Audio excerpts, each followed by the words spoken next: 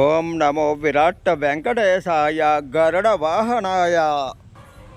కార్తీక పూర్ణిమ రోజు తిరుమల కొండల్లో శ్రీ వెంకటేశ్వర స్వామి వారి శరణాల కింద పుట్టిన స్వర్ణముఖి నదికి ముక్కోటి వస్తుంది.